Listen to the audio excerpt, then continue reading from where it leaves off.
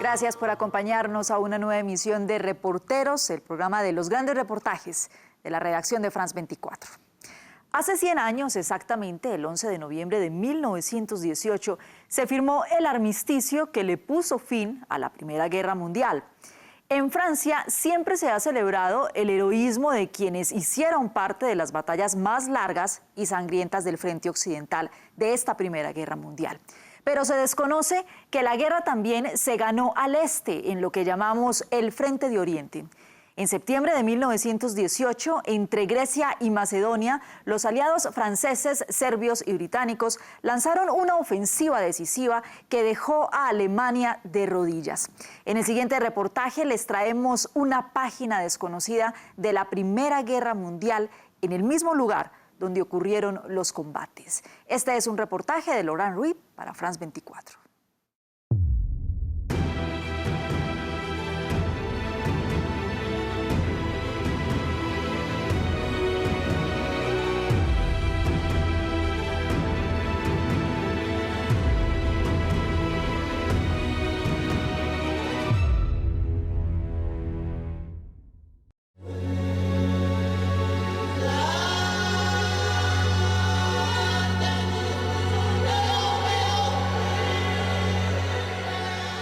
Es en estas montañas, en el norte de Grecia, donde se jugó el desenlace de la Primera Guerra Mundial. En este frente desconocido, el Frente de Oriente, el 15 de septiembre de 1918 se desató una operación preparada como el más grande de los secretos. Los aliados atacan los imperios centrales por sorpresa, cortan en dos las líneas búlgaras. Fue el único ataque de la Primera Guerra Mundial. Fue claramente el principio del fin para los imperios centrales. El ejército búlgaro es tomado por sorpresa, abandona las ciudades estratégicas, se rinde al cabo de 2 semanas. Tras esto, sigue un efecto dominó. Alemania pierde todos sus apoyos en 45 días. Firma un armisticio el 11 de noviembre. La Primera Guerra Mundial se acaba. Desde el punto de vista francés, la Primera Guerra Mundial se desarrolló principalmente en el territorio nacional, pero para los imperios centrales, los combates llevados a cabo en el este y en el sur son igual de importantes. Alemania quiere construir la línea del ferrocarril entre Berlín, Constantinopla y Bagdad. Lo principal, acceder al petróleo de Mesopotamia. Necesitan conquistar Serbia. Los austrohúngaros se toman la capital serbia a finales de 1914, pero son frenados. Los imperios centrales también deben aliarse con Bulgaria. La posición de Bulgaria era estratégica y si el país entraba en guerra al lado de las potencias centrales, estas obtenían una continuidad territorial. Alemania, Austria-Hungría, Bulgaria y la Turquía otomana que combatieron la Entente formaban un solo bloque. En los Balcanes, la pequeña Serbia resiste, pone en jaque al poderoso imperio austrohúngaro.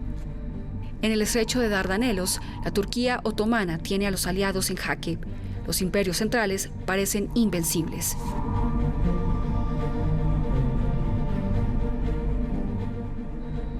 Bulgaria opta entonces por entrar en su campo, mientras que en el Mediterráneo las tropas francesas y británicas son evacuadas. En París, los responsables políticos y militares dudan sobre el lugar donde deben reorganizarse estas tropas. Se trata de dejarlos en Oriente en parte para crear un absceso de fijación que obligará a los alemanes a enviar una cierta cantidad de soldados del frente ruso y del frente francés hasta allá. Y es Aristide Briand quien se vuelve el promotor de esa idea de quedarse en Oriente dentro de un mundo político. Y claro, tiene enemigos, sobre todo Clemenceau. Clemenceau lo vuelve casi un asunto personal. Briand es objeto de burlas, si se puede decirlo así.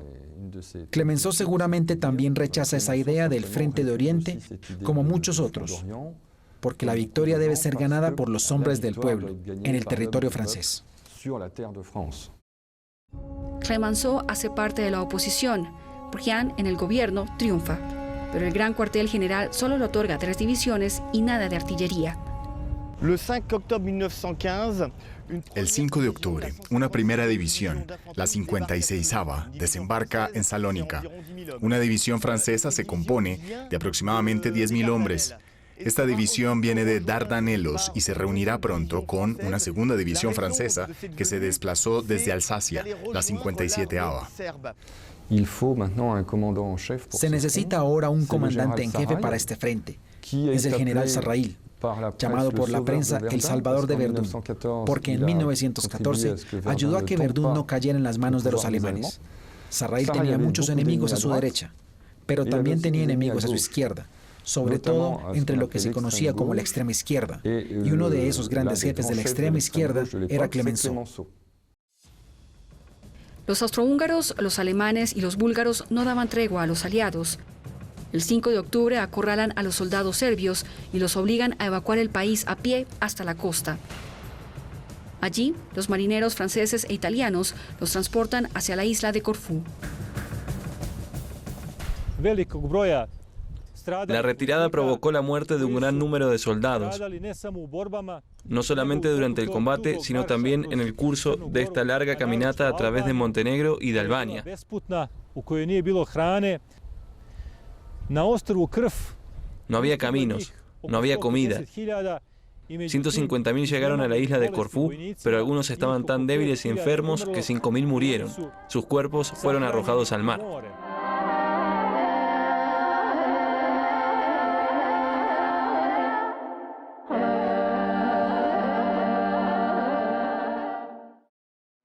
Salónica es un dolor de cabeza para Sarrail. El rey griego Constantino, el cuñado del emperador de Alemania, es abiertamente germanófilo. Declara la neutralidad griega. En Salónica, los cónsules de los imperios centrales espían a los aliados. Peor aún, los poilus son obligados a instalar su campamento en una zona pantanosa. Los mosquitos y las enfermedades causarán más muertes que los combates, pero Sarrail resiste. Es importante quedarse en la región y no darle a los adversarios dos victorias, una victoria en Turquía y una victoria en Grecia. Entonces, está decidido a quedarse en Salónica. 3 divisiones francesas se fortalecerán alrededor de la ciudad. Entonces van a fabricar una fortaleza inmensa en cemento, con planchas, a partir de materiales traídos de Francia. Los trabajos empezarán el 15 de diciembre y el campo atrincherado se hará a partir de mayo de 1916.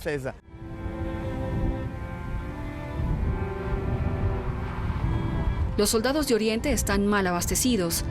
Sarrail pone a cultivar algunas tierras. Esa es la prueba para Clemenceau de que no hay ejército sino jardineros en Salónica. Su periódico, El Hombre Encadenado, lanza una campaña de prensa. El apoyo a las tropas en Salónica es una operación sin salida.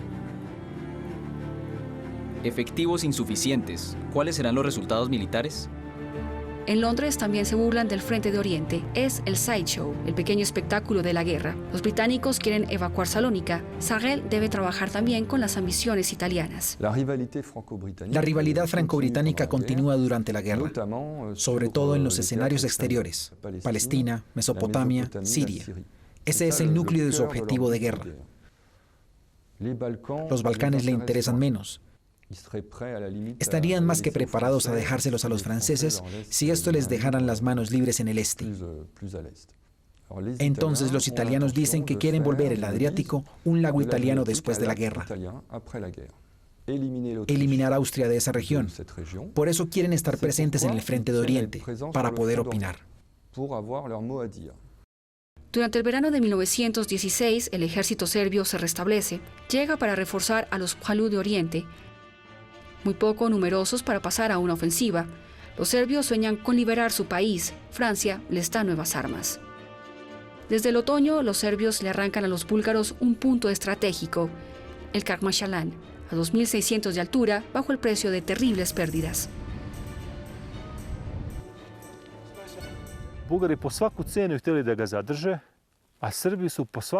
Los búlgaros querían conservar su posición a toda costa. Los serbios la querían sin lugar a dudas. Mientras se alargaban los combates, el fervor de unos y otros era cada vez más palpable. Los combates eran tan encarnizados que los oficiales de la artillería francesa atacaron la infantería serbia para arrancarles la posición. Con la victoria del Karkmashalan, los aliados retoman posición en Serbia en noviembre de 1916. La toma de una gran ciudad, Monastir, le enseña algo a los aliados. Al atacar desde alta montaña, han obligado a que su adversario se retire en los valles.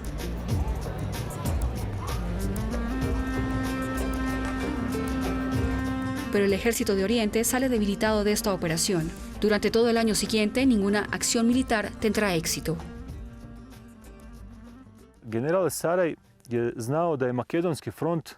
El general Sarraj sabía que el frente de Oriente era un frente secundario para los aliados. El frente principal era el frente francés, donde en 1916 ocurrieron las batallas de Verdún y de Somme, donde se necesitaban recursos enormes en cuanto a hombres y material. Entonces, simplemente no había hombres ni material suficientes para el frente secundario de Oriente. 1917 es también un año de inestabilidad política en Francia. En noviembre, Georges Clemenceau se vuelve presidente del Consejo. En diciembre despide a Sarraj y lo reemplaza por el general Adolphe Guillaumat, quien debe preparar la retirada de Salónica. Caído en desgracia, Sarraj es suprimido de los cuadros del ejército activo. Pero una vez allí, Guillaumat cambia de opinión. Hay una posibilidad de una ofensiva victoriosa en Oriente, le escribe a Clemenceau. Redacta un plan de ataque que no tendrá tiempo de poner en marcha. En Francia, los alemanes lanzan la tercera ofensiva Ludendorff. París está amenazada. Guillaumat es llamado a regresar con urgencia. Su sucesor, Louis Franchet d'Esperey, desembarca en Salónica el 18 de junio de 1918. Convencido de que es posible un ataque, mejora los planos de sus predecesores. Durante el verano, el ejército de Oriente construye caminos, instala cañones en alta montaña. Los trabajos emplean 13.000 personas, militares, civiles y prisioneros. Pero Franchet d'Esperey necesita la aprobación de las capitales aliadas para el ataque. Con esto se beneficiará de un apoyo importante. Guillaumat juega el juego, hace el trabajo en Francia, en Londres, mientras que Franchet cumple su parte en el frente de Oriente. Porque convencer a los británicos no es solamente convencer a los británicos que están en Oriente, sino también a su jefe político, Lloyd George. El presidente del Consejo italiano, Orlando, acepta. El 10 de septiembre, Clemenceau da el visto bueno de Francia. El 12 de septiembre se ponen los últimos cañones y el 15 es el ataque.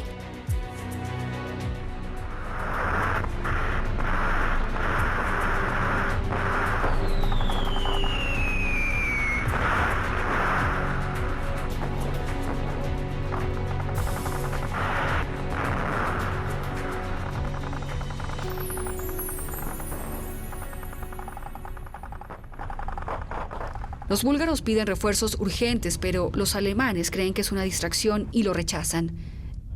Ya nada podrá frenar el avance de los aliados. 20.000 hombres, 20.000 franceses se encontraron con serbios y atacaron sobre esta línea de cresta. Atacaron en la madrugada, a las 5:30, y obtuvieron una de las victorias más bellas que pueden ser contadas. A las 22:30, tras unos combates muy duros, las trincheras son conquistadas. Esto permitió romper el frente búlgaro que estaba bloqueado desde hacía 3 años, y detrás se abalanzaron el ejército francés de Oriente, el ejército serbio. La división de Timok y la división yugoslava entraron en la grieta, y durante ese día del 16 hasta la mañana del 17, a lo largo de combates nocturnos, también lograron que cayera la segunda línea de defensa búlgara. Era necesario combatir a los búlgaros desde la maniobra, no desde el combate, que las tropas llegaran hasta el límite de las fuerzas de los hombres y de los caballos. Una brigada de caballería se abalanzó detrás de los soldados de infantería, arremetió contra la capital Üsküp, rodeó Üsküp con una carga de caballería que constituía la última carga de caballería francesa, el 29 de septiembre a las 5 de la mañana, y encarceló al 11º ejército alemán, 77.000 prisioneros, el 29 de septiembre. Se encontraron frente a frente 2.000 jinetes, fue una sorpresa, y al día siguiente Bulgaria capituló. Los búlgaros firman el primer armisticio de la guerra. El jefe del ejército alemán, Ludendorff, hace parte de la situación desesperada en el Kaiser. La avanzada de los aliados en Oriente es imparable. Los otomanos firman el segundo armisticio el 30 de octubre. Los austriacos firman el tercer armisticio el 3 de noviembre. La ofensiva de Oriente es un evento fulminante. algo que nunca se ha visto en Occidente. Es el único verdadero ataque al frente. Incluso si en Occidente ya estaba gritándose desde julio, era mucho más lento. Y Franchet envía telegramas a París diciendo: escuchen, creo que aquí está la solución a la guerra. Así de simple. No solo a la guerra de Oriente, a la guerra en general. Podemos seguir este ritmo hasta Budapest, hasta Viena, hasta Múnich. Y Clemenceau no está convencido, por razones políticas. Por razones políticas, la guerra debe ganarse en territorio francés. Entre la espada y la pared, finalmente los alemanes firman el cuarto armisticio el 11 de noviembre. En Francia, los poilus se desmovilizan, pero el ejército de Oriente recibe una nueva misión: contener a los bolcheviques en Ucrania. Serán necesarios motines para que los poilus de Oriente regresen a sus casas durante la primavera de 1919. Los sacrificios de nuestros 65.000 hombres que murieron aquí, en el frente de Oriente, claro que son recordados, pero no han sido reconocidos, no han estado en el primer plano, y sin embargo, fueron ellos quienes triunfaron primero y fueron ellos quienes aceleraron el fin de la Primera Guerra Mundial. El 14 de julio de 1919, en el desfile de la Victoria, Franchet d'Espèrey está alejado de los generales del frente francés. Maurice Sarrel, de regreso a la vida civil, mira el desfile entre los espectadores. En Francia, durante los años 20, el gobierno destaca los sacrificios del frente francés. La población quiere pasar la página de la guerra. Son los años locos. Sumergidos en la sombra, los eventos del frente de Oriente serán olvidados poco a poco.